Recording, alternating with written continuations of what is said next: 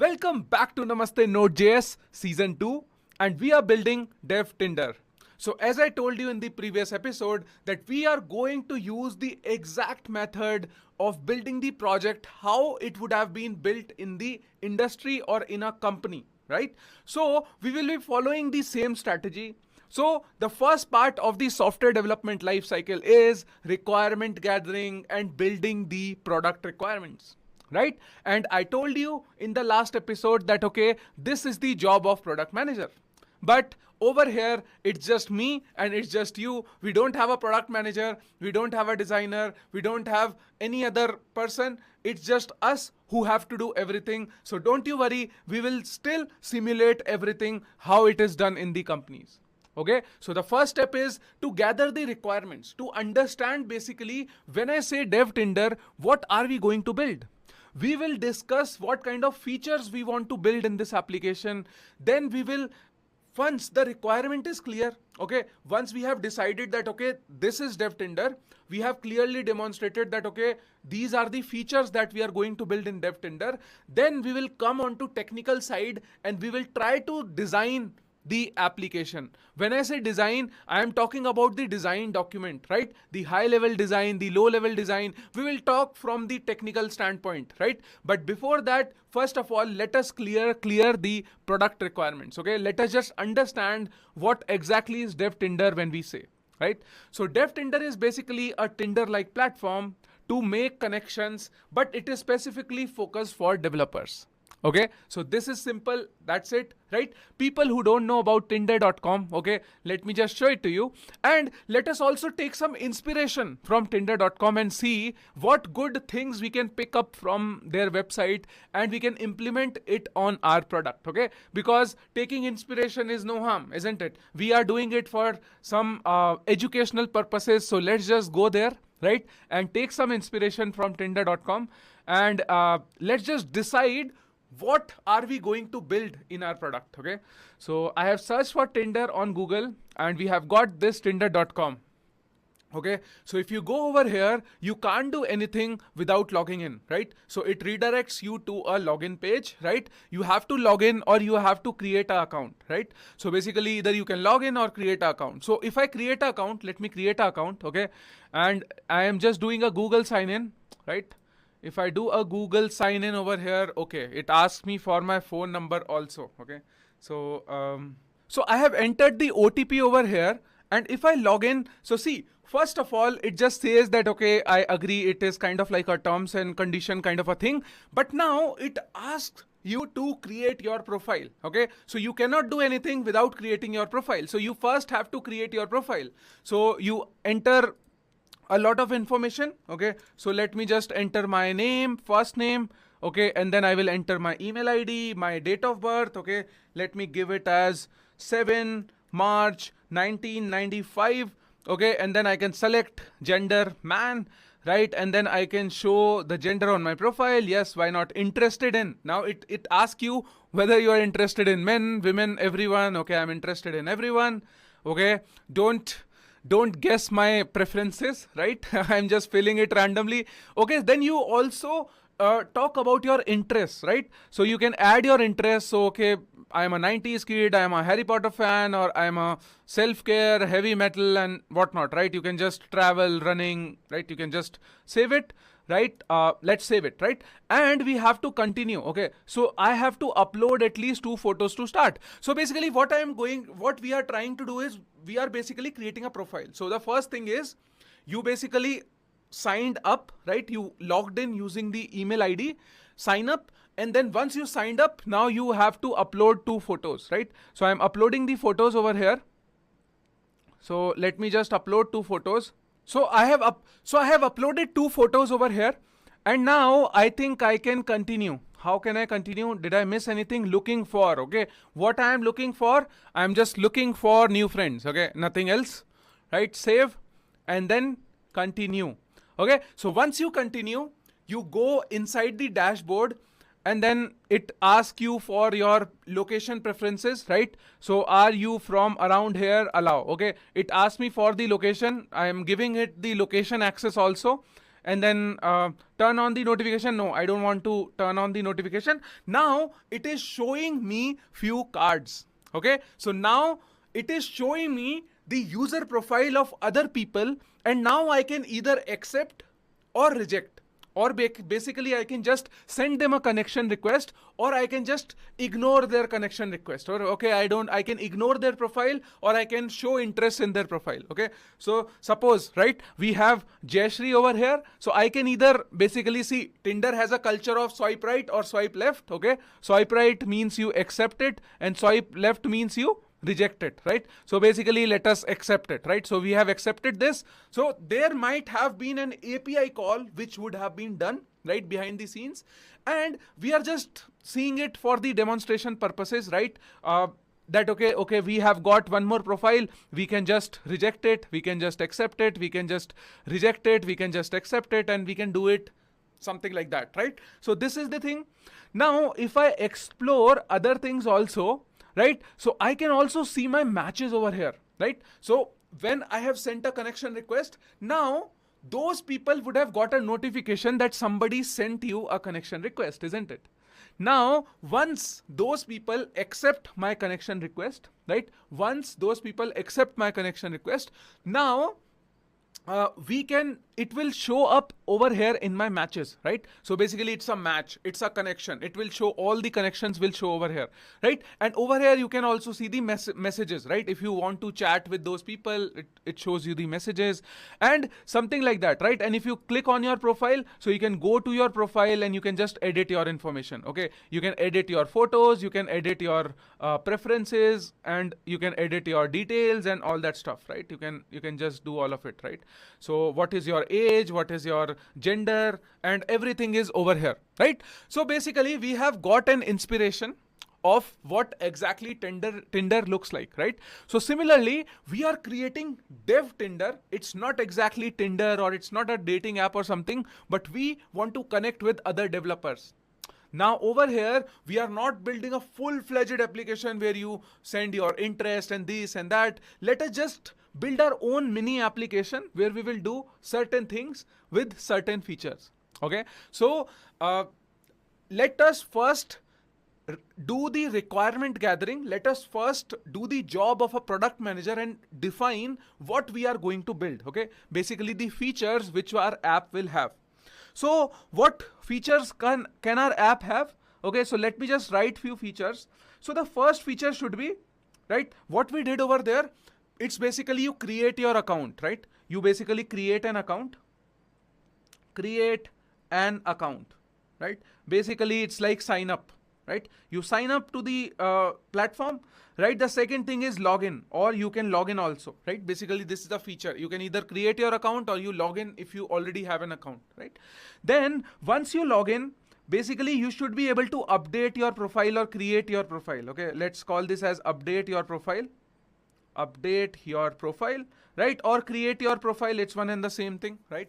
Basically you go to a place where you can tell your preferences, upload your photos, you can write your name, your gender, your age, or this and that, what are your interests, right? Something like that. You create your profile, and then once you have created your profile, now you go inside the application, you see a feed, right? Let's call it as a feed, right? Feed of people, right? You will see a card of somebody, right? And you can either accept or reject, right? Either you can show interest in their profile or you can ignore them, right?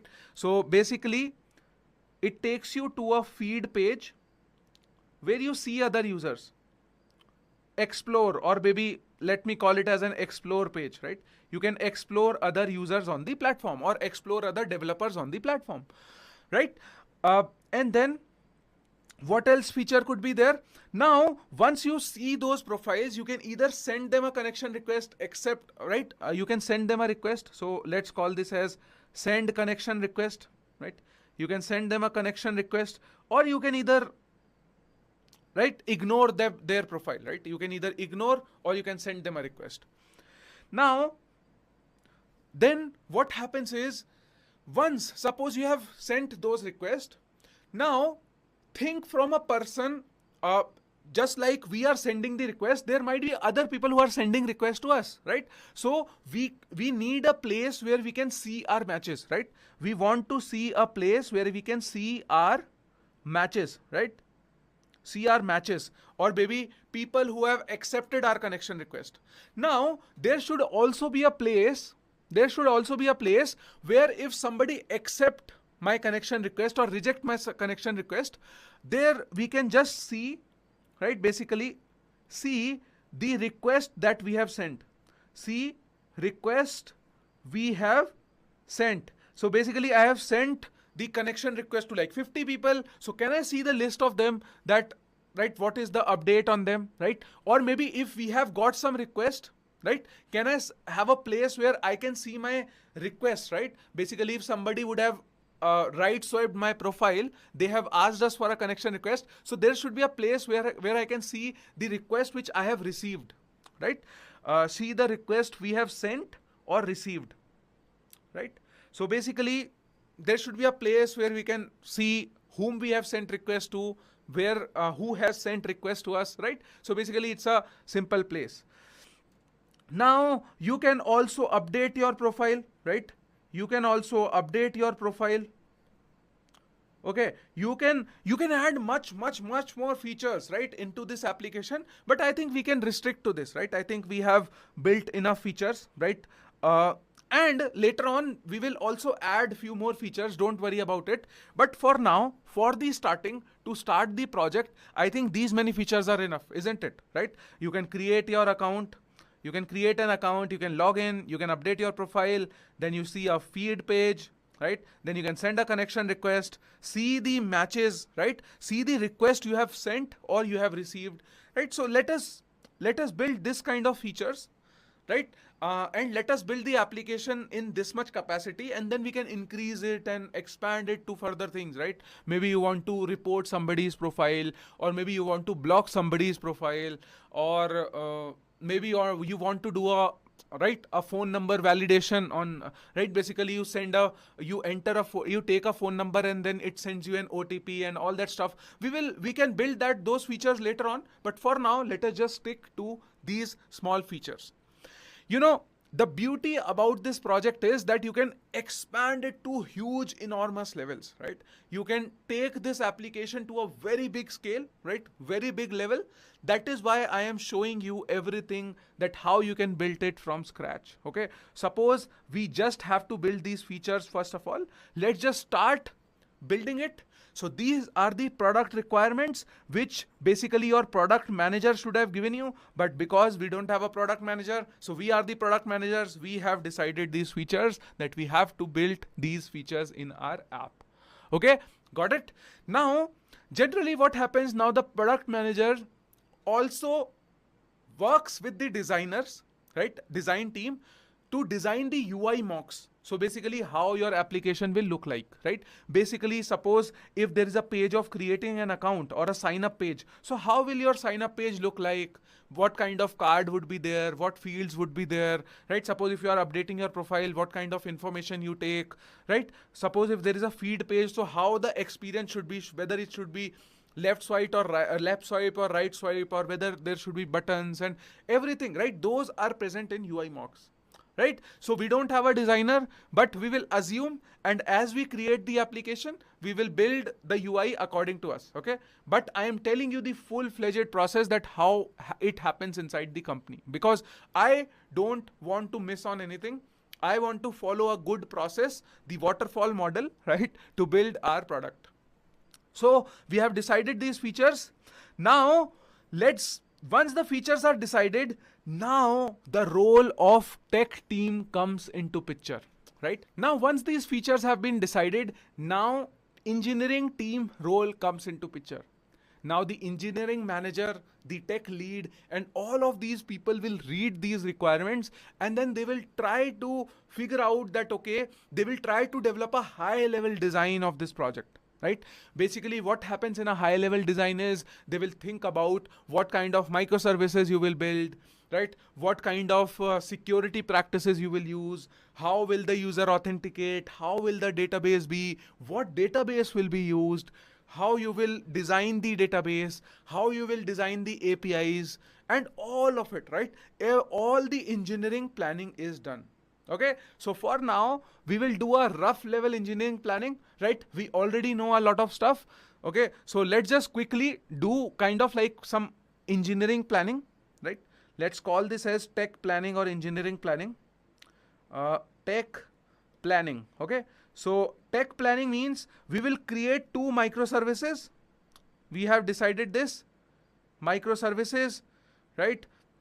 Microservices, one will be front end and the other would be back end, right? And right now we are focusing upon mainly back end, right? We will talk about front end at later point of time in some other episode, right? But right now we are just focusing upon backend. Now once we have decided the tech stack, right? We have decided that we are going to use Node.js. In database we are going to use MongoDB, right?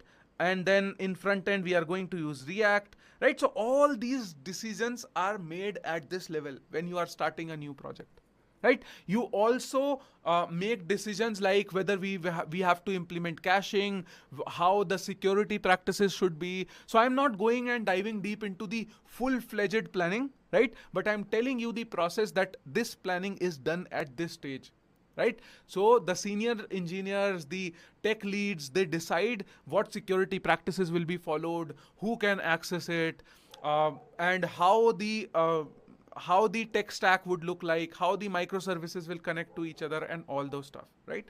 Later on, we move on to, once this planning is done. So suppose it is decided that, okay, we are going to build a backend project and we have a Node.js running, and then we will have MongoDB as our database. So once all these things are decided, then basically the backend team comes into picture. Okay, the SDEs, the SDE1, SDE2, and all these technical engineers, right? The software engineers come into picture, and then they start building up things. They will start building up things, but they will not start writing codes first of all. Why?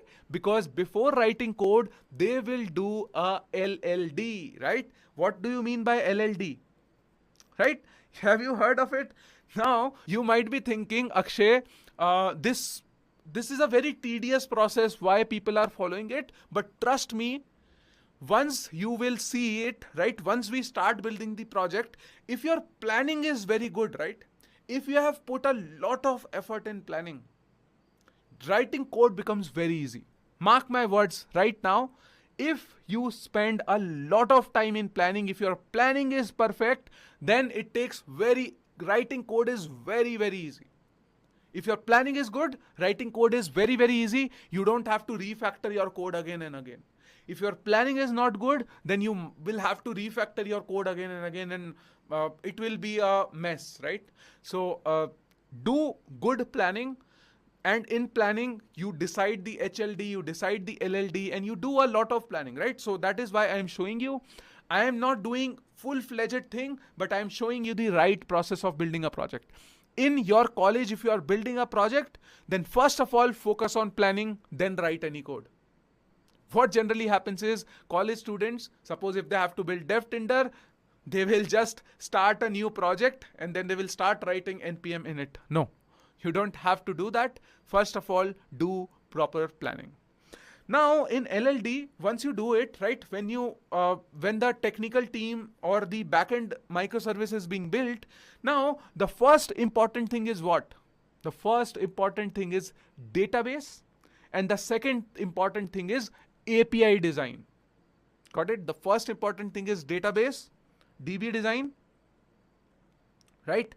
And the second important thing is API design, or you can say API contracts, or you basically, you create and document the APIs, right? What all APIs will be needed for all these features, right? So let's just start doing it slowly. Hope you are enjoying this process, or hope you are understanding it. I know this can be a little complicated for some junior engineers or some students, college students who are already studying in college, right? These can be something complicated, but I'm trying to make it as simple as possible for you. Okay, I'm not even diving deep into the process or theory, and I'm not even ignoring these things, right? Because I feel planning is very, very important. right? Whatever project you make, planning is super important. And you will understand the, importance of planning. Just wait for a while.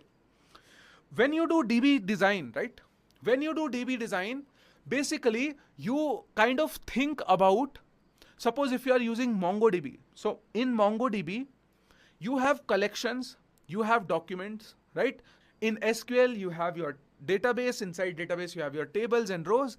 But in Mongo, we have collection and documents, right? So now over here in DB design, we will think about all the collections that we will need to store all the data of our application.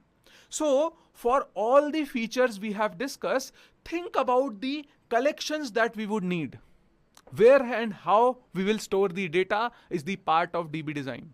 How we will store the data, right? So first of all, it is very, very obvious. Don't worry if you are not able to understand this, but it is very, very obvious that we will need a table, or I should not call it as table. If you are using Mongo, then use the word collection, right? So I will create a collection which is known as user collection.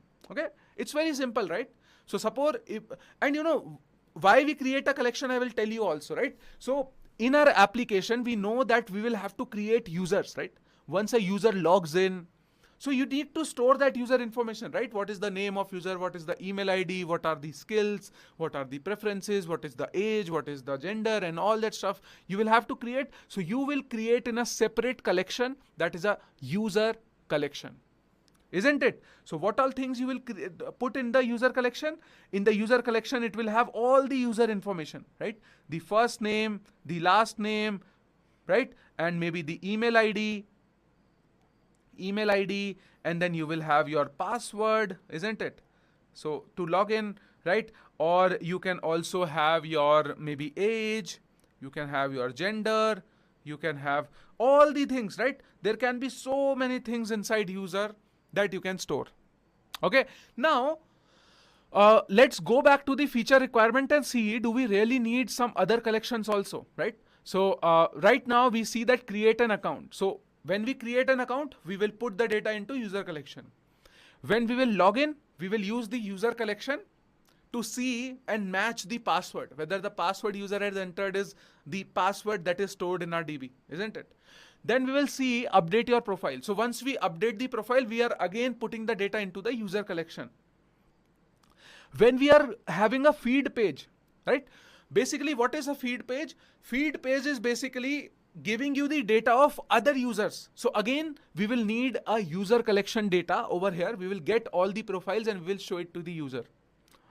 Now, when I say send connection request, now this is another type of data, right? So let me tell you, if I have to send a connection request to other users, how will I store this kind of connection? How will I store this data? That user A has sent a connection request to user B. How will I store this data? Here comes the complex part, and a lot of students don't understand what we should do over here. So let me tell you, this is why generally whenever you might, if you are a computer science student, if you had a database management system class, right? If you had a subject of database management system, you would have heard about relationship diagrams, right? So basically, you kind of make a relationship diagrams, and according to that, your database models are created, right? What are the different type of models that you need in your database?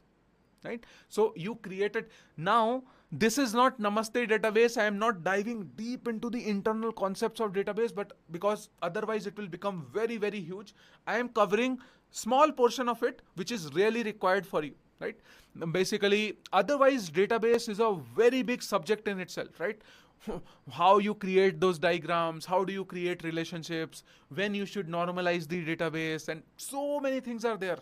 Right? How do you store the data is a very big concept in itself. But for this application, I will show you a very basic demo of how we do it, right?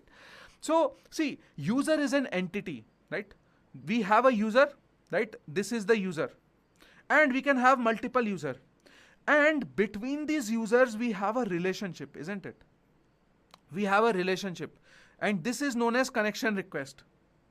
connection request. So whenever you have such type of a model, right, whenever you have such type of a model and user can send connection request to a lot of other users, right, it's like a mix of things, right? So you will need to store this relationship information also, right?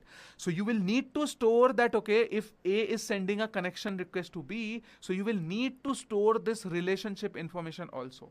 For that, you will need one more collection. You will need what? You will need one more another collection, and you will not do it inside the user. Why you will not do it inside the user?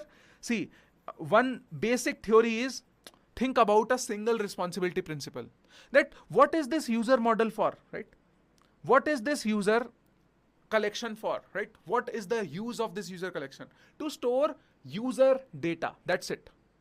It is not storing the relationships. It is just storing the user data. That, see, this user collection defines a user, that who this user is, what is their personal information. That is the role of user collection. It is not storing the data of their connections, right? Of their request, what all requests they have sent and their relations between the other users. No, it's not. So we will create another connection, another collection, and let's call this as connection request or connections or whatsoever. Let's call this as connection connections, right? Is the word connections good, or let's call it as connection request? Yes, connection request, okay? Because connection request. Now, what will this connection request takes in? The connection request will take in few information, right? That who is sending that connection request and to whom he is sending the connection request, and what is the status of that connection request, isn't it? Right? So what is that relationship? Suppose A has sent a connection request to B. So you will need to store this information, right? Who is sending? You will need to store this. Who is sending? And then whom the request is being sent. And then what is the status of this request? What is the status of this request? Now, it right? So basically, you can call this as connection request. You will have data of from, right? From user ID. So basically, you will have a user ID, right? So from user ID, and I will store to user ID, right? The request is sent to which user ID? Request is sent from user ID to user ID, and what is the status? So suppose if A is sending to B, so we will store A, B, and then we will store the status. What can be a status? Status can be pending, right? So suppose if the status is pending, A has sent to B, so now the status of this connection request is what? Pending, isn't it? Now if suppose B approves it, so it is approved or accepted, right? Connection request accepted. If the B rejects it, it is rejected. Got it? So these type of statuses you will store over here in the connection request. Got it? So even before you write a single piece of code, my dear friends, you have to define your models, you have to define your collections, you have to, if you are using a SQL, you have to define your tables, you should understand how the user model will be, how the connection request model will be, right? You should understand it properly. You have to think about all these things, right? And the more you will put efforts over here, the less you will have to put efforts in writing code. Think about this, and I'm telling you once again, right?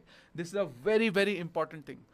And now, a lot of students ask me, Akshay, suppose if I put a lot of efforts into building the LLD and the design and DB and everything, so can I change it later? And is it okay if I realize later that, okay, I have made some mistake? See, let me tell you, it's a very simple answer. You can make changes to your database anytime, right? It's okay to make changes in database, and no design is flawless, right? Basically, all the designs that are created in the world have flaws, right? The design which I will create while building this application will also have some flaws. Suppose if some other engineer is building the same project, they will have a different way of designing the database. They can have a different way of creating the APIs. And that is the beauty of software engineering, isn't it? There is no one right answer. There is no one right design. And that is the reason the design rounds, right? The system design rounds are very subjective, because the interviewer might be expecting something else and the candidate is telling something else. So that is why the design rounds are very complicated, and you just cannot, right? It's very complicated to understand, right? Because every engineer have their own ways of designing things, and a lot of things comes with experience. If you are junior, if you are starting your career, if you are early engineers, right, you will take a lot of time to understand that how you design database, how you design APIs, all these things. Basically, senior engineers are the one who write these design documents and take approval from architects, and that is when a project is built. If you are a junior engineer, you are not good at DB design, that's okay. Never have never undermine yourself, never feel that, okay, you don't know enough. I want to motivate you also, and I also want to console you that, okay, if you are not able to design the database properly in one go, that's completely okay. It's okay. You can go write code and then you realize, oh my God, I should change this. Come back, change it. No issues. Right? But what I'm telling you, when you develop the project in big companies, so you are expected to change the design less, very less. And you know what? Let me tell you a real life example. If you are using SQL, then you will have to be even more conscious while you are creating these tables and schema of your database. Because schema changes in SQL is a very big pain. Very big pain. Schema changes in Mongo are still easier. Schema changes in MongoDB are still easier. Schema changes in SQL is a very big pain. The better you design, because if your application grows large and you have a lot of data, then it becomes very hard for you to change the schema. That is why planning is very important. I think with all the lecture that I have given, I would have convinced you that you should focus a lot upon LLD and designing your database, because database is very important. Even important than your code is your database, because data is the new oil, isn't it? Right? So focus a lot upon database, how you build it. And I am not even going into a lot of details because I don't want to scare you right in the front of it. But later on, we will think about other things. I will tell you a lot of other things, that how do you create indexes in your database? How can you optimize your queries? I can tell you small things here and there whenever it will come while building this application. Okay, so don't worry about it, but let's just move ahead now. Okay, so for now, we have decided that we will create two collections. First collection will be to store user information. That's it. Single responsibility, store user information. Right? The second thing is store the connection request. Right? Store the connection request. Now, let me also give you a quick reality check. Okay? If you can think about things, right? I'll give you a quick homework. Okay? Not a homework, basically a good exercise. So what is the exercise? Think about what all status can come over here. What different type of status can come over here. Think about it. Pause the video over here. Think about what all statuses can be there. Right? So this is the pending status. This pending status comes when A is sending to B. So A has sent a request. Now this request is in pending state. What else statuses can be, right? Take a moment, take a pause, and then come back again. Okay, so hope you would have thought already, and your answer would have been, let me tell you, that it would be pending, it would be accepted, or it would be rejected, right? Pending, accepted, rejected. But let me tell you, my dear friends, there can be multiple statuses that can be happen, right? That all depends on your project requirement. But let me just tell you the complexity, okay? That I want to change your thought process, that different people can think differently about database also, right? So this is what I want to change. That is why I am telling you all these things, right? Suppose if A is sending a connection request to B. So you said one status can be pending, right? And one status, suppose if it is pending. Now, one more status can be now B can accept or reject. Then the status from pending can move to accepted, isn't it? And otherwise, from pending, it can also move to rejected, isn't it? It can move to accepted, it can move to rejected, and it is pending. Can there be more statuses? Can there be more statuses? Yes, there should be one more status. If you would have read about the requirements properly, you would have a one more status. Why? Let us go back. Let me go to the tinder.com and show you one more thing, right? Basically, see, when we go to our feed page, okay, when we go to our feed page, now I can either right swipe or left swipe this profile, isn't it? So suppose if I left swipe this profile, right? Suppose if I say reject or ignore this profile. So how will I store that piece of information? We will have to store that piece of information also, isn't it? So suppose if A is sending a request to B, A can also choose to ignore B, isn't it?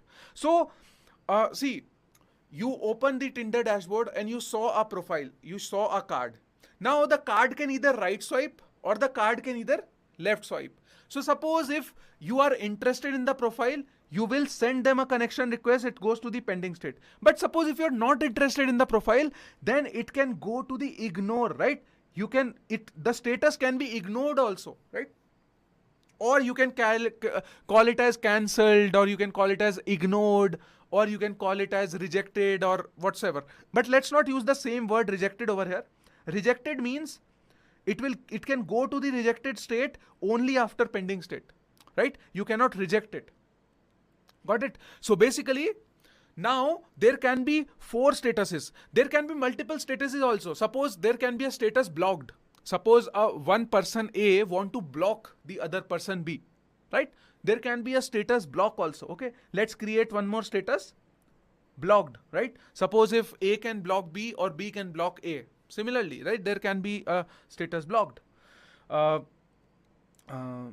But again, right, we don't have the requirement for having block feature because if we built the blocked status, then the database will become even more complex. But let's keep it simple and sweet. You see a profile, you right swipe it, it goes to the pending state. You left swipe it, it goes to the ignored state, right? So basically the connection is ignored, right? Basically the profile is ignored, or if it goes to the pending state. And from pending, it can either go to accepted state or it can go to rejected state, right? So these are the 4 statuses that we can have. Got it? So I think I have discussed enough on database, and we will keep continuing to discuss the database as we go ahead and as we start building the project. And let me tell you at this point of time only that there can be cases when we can come back over here and change our design. That's completely okay. We are humans, we can make mistakes. There can be mistakes in database design also, right? So don't think that you have to be 100% perfect while building it. But whenever you are starting a project, try to do a lot of homework right at this point of time before writing the code. Okay, that will help you a lot. This is the tip I would like to give you as a teacher, right, to you. Now, let's go ahead and let's move to the API design, my dear friends. API design, right? So what is the API design?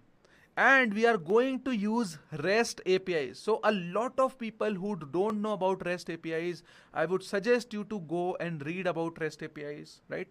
I'll tell you, suppose if a service, if you don't know about REST APIs, just pause the video over here, go to the internet, read 4 or 5 articles about REST API and then come back. Right? So suppose, and I will give you a brief idea over here, but if you don't know anything about it, then it might be a little complicated for you, right? Go research about it and come back once again. But let me give you a quick idea.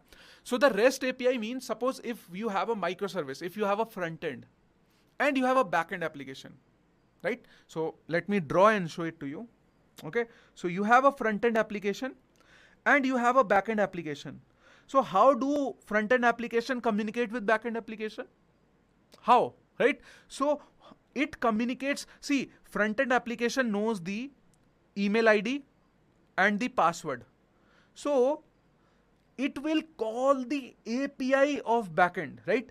It will have a login API, right? Login API, and in this login API, you will send an email ID and password. This login API basically will go and talk to the database and see whether the password and email ID exists in the database or not. And this login API will then return the response, right? So basically a request to API will be made, request, and API is what? This login is the API, right? So the request is made with this data. This is the data. The request will be made and then the login will send the response.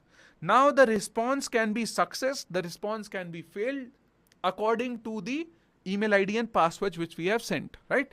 So we will create REST APIs. So REST APIs is kind of like a way of creating APIs, okay? So that is what we are going to use, and that's a standard way of creating APIs. So let's think about what kind of APIs can be there, right? So there can be multiple types of REST APIs. So what are the different type of REST APIs? There are GET APIs to get the data from the database. There are POST APIs. POST APIs means I want to put some data into the database. So for that you need a POST API. So basically, suppose if you want to send some data to one service, from one service to another service, you will use POST API. So let me just tell you, this is one service, another service. So GET API is used to get the data from the service. POST API is used to push the data or send the data, right? Put API is used to update the data, right? Put API is used to update the data. There is one more API, patch API, right? So patch API, this is also used to update the data. There is a subtle difference between put and patch. I will tell you in a while. And there is one more method which is known as delete. This delete API is used to delete the data. Got it? There are different type of REST APIs: get the data, post the data, put, patch, delete, right? These are standards, right? Which are there, and we will be creating different types of APIs using different type of method. All these get, post, put, patch, delete, these are known as HTTP methods, right? HTTP methods. You know, right? What is HTTP? I talked about HTTP a lot in the season 1. Right? So HTTP protocol. So these are get, post, put, patch, delete, and all these APIs are of one of these types. So, okay. So when I say I am creating a get API, so that means I am creating a API which is used to fetch the information. I am creating a post API. That means I want to send some database, send some data to the server and want to store it to the database. If we have a delete API, that means I am using that API to delete, right? Delete something to the server, right? See, so we will use it. There is a subtle difference between put and patch, or maybe I will not tell you. Okay, go and just explore it yourself, right? And maybe I will give you as a homework. Can I give you as a homework, or should I tell you right away?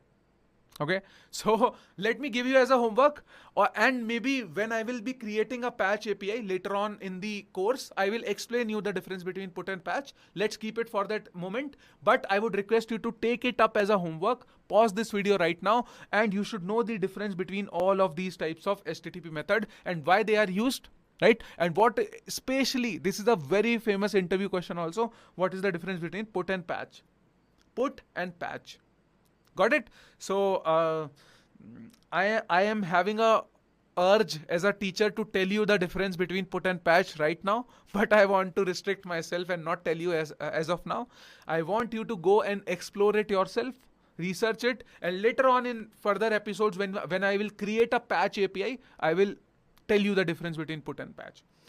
Cool. So these are different methods. Now let's go on to discussing the APIs. Okay, what all APIs will we need? What all APIs will we need, right? What all APIs will we need to build all these features, right? So let us discuss the APIs. So the first important API can be sign up API, isn't it? Sign up API. And what can be sign up API? It will be a post API, right? Post API, sign up, right? And then there can be another API, post API, that can be a login API, isn't it?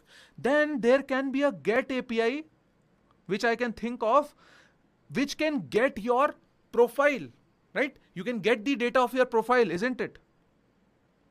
You want to create your profile, right?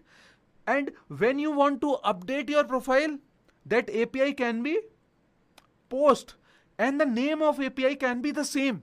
Okay, so see, there are different ways of creating APIs. In some companies, you will find the APIs like slash get profile, slash update profile, right? They name it like this. And in some companies, they follow a good nomenclature that the name of the API will be same, profile, right? But according to the method, the job of the API is different, right? So if you say get profile, get slash profile, so it will get the data of the profile. Post slash profile, it will send the data to the profile, right? So similarly, you can write different kind of controllers later on. I will show you. So don't worry if you find the name as same, these two APIs are not same, right? So basically the HTTP method plus this URL will make a API, right? Basically HTTP method plus this URL request method, request URL, that will make collectively a request, right? Request or API. So don't worry about it. So this is post profile. Now suppose if you want to update the profile, so you will create a patch, right? You can create a patch profile also. And generally, these operations are known as CRUD operations, right? CRUD operations. I am just telling you because it is coming to my mind. It is known as create, read, update, delete. So you want to create a user, you want to read a user, that means get. You want to create a user, that means post. You want to update a user, that means patch. Suppose I want to delete my profile, so I can have a delete slash profile, right? Delete profile. Now I can have multiple more methods, right? So now the more APIs can be there. Suppose if I want to send a connection request, right? How will I send a connection request? So I will have to post. It will again be of type post because I am posting some data. I am just sending some data, right? Whether I want to accept the request or I want to ignore the profile or I want to accept the profile, basically this page, right? So if I go over here, I would need a API which will be used to accept or reject, right? Accept or reject, right? I will need it, right? I will need a API. So let us make that API and let's call it as send request, right? Send request, and I can either ignore the request, right? I can either ignore the request or basically send the request, right? I can show interested, right? Or I can just ignore it. I'm interested in the profile or I want to ignore the profile, right? Now there can be one more API to, suppose if you receive a request, then I want to basically review request, right? Suppose if I want to review my pending request. Suppose if somebody is sending me requests, right? So I want to review those requests. So I can either accept or I can reject, right? This is what I can do. If I have got some request, so I can have a request, a review request. Now I can also want to see all the connection requests which I have got, right? I want to create a UI where I want to see all the requests that I have got, right? So basically I want to create a get, and then I want all my requests to be, right? All the requests that I have got, right? If somebody has sent me the request, I want to see all those requests, right? So I can have a get request API. And there can also be one more API to get the connections. Suppose I want to get the profile of all the people whom I am connected with. Basically, what do you mean by connection? When I have sent a request and somebody has accepted it, or somebody have sent a request, I have accepted it. So I want the profiles of all my connections, right? So get connections. Let's call this as connections. So there can be multiple APIs for multiple features, but I think for now, these are good enough APIs. Are these good enough APIs or not? Right? There can be multiple profiles, right? Suppose if there is a profile to report a profile, right? Report a user. Suppose if you saw somebody who is, this profile is looking fake. Or if suppose this person is trying to mimic Elon Musk, right? I want to report this profile. So there should be a way to report this profile also, right? And there can be multiple things that we can do. But for now, let us just restrict ourselves to this much. Got it? So I think enough for this video. But see, the whole purpose of this episode of this video was to tell you the importance of planning. Now, when we already know our DB design and we already know our APIs, right? Writing code will become easier for me and for all of us, because you are also going to write code. And let me tell you, my dear friends, from the next episode itself, we will start writing code. We will start building our application. We will create our database. We will put data into the database. Don't worry, the time is come. The time has come that we can start writing the code, and from the next episode we will write. But with this episode, I wanted to tell you the importance of planning and the process what is followed in the companies. And this process is very, very important, and a lot of college students or people who make personal projects never follow this process. And in a lot of companies also, whenever a new project has to be created, engineering team also does not follow this process. But following this process will make your life easy. This is what I wanted to tell you as a teacher. I want to give you the best knowledge. And I have seen the process in big companies. I have worked for startups. I have worked for big companies. Right? I have worked in Uber. I have worked in Paytm. I have worked in small startups. And now I am also working on my own startup, right? On my own namastedev.com team. Here also we follow the same process. In our company right now, we follow the same process. Whenever we have to build a new feature, it goes through the whole cycle. First of all, we discuss it, then we think about the design, then we think about database, then we think about APIs, and then we actually write code for it. That's how things are built. And if you follow this process, your life will be easy. Okay, so let us take a quick recap before we end this for all the people who are new, right? So we discussed the features. We are going to create an account, login feature, update our profile, feed page, send connection request, see our message, see request that we have sent, received, and then update your profile, right?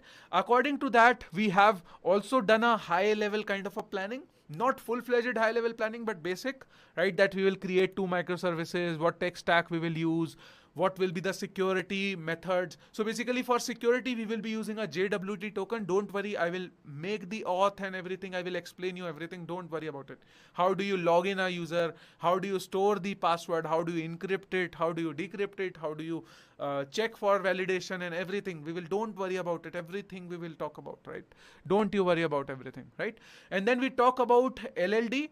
That we have a user, we have connection request, we have first name, last name, email ID, password, age, gender, and a lot of things, right?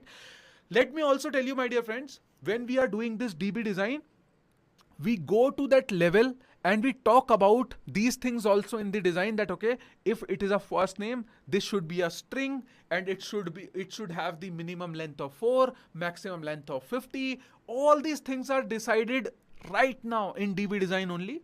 But for now, I am keeping it simple. I don't want to I don't want to spend a lot of time into this. Otherwise, you will get bored. I want to go and move to code as soon as possible. But I want to tell you the right process that, okay, this is the place where you also decide what will be the data types of all these things, right? The data type should be string over here. How will you store the password? What should be the age should be a number. Then what should be the values in the gender, right? How will you store all these things, right? All these things are defined, even the types, data types, right? So this will be a ID, this will be a enum. All these things are decided over here only. But don't worry, if we don't decide here, I will talk about them later on. But I wanted to keep it simple, yet I wanted to cover everything, right? We have also seen that what all states can be there.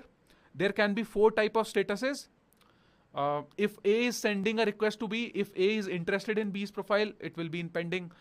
If A is not interested, it will be ignored. If B accepts, so accepted. If B rejects, so rejected, right? Similarly, now we talked about API design, right? We got to see about the different HTTP methods. I have also asked you the difference between put and post. Take it up as your homework, right? And then we also have a API list, right? These are the APIs which we have thought of right now. Maybe later on we will change the request, right? We might build all of them, we might build some of them, but these are the requests which are coming to my mind right now, right? So I want to put all of them down. That's all in this video, my dear friends. In the next video, I will see you in the code and we will write some code and we will start building the application. But I have just one request. Please, please, please share a word about Namaste Node to your friends, to your family, to all your social media network. Write a post about all your learnings. Whatever you have learned in this episode, write it up on a social media post, right? On LinkedIn, on Twitter, on Instagram, wherever you wish to post, right? And do tag me if you do that. And please, please, please share a word about Namaste Dev if you are liking about our courses, right? If you are liking Namaste Node, share about it to your friends, family, and everyone. Help us reach more people and it will be a great help to us. I want to reach as many students as possible, and it's a very honor for me to teach you and reach more people and making the dev community better. Okay, so thank you so much for watching this video. See you in the next video and we will write the actual code and we will start building the application. Bye-bye for now.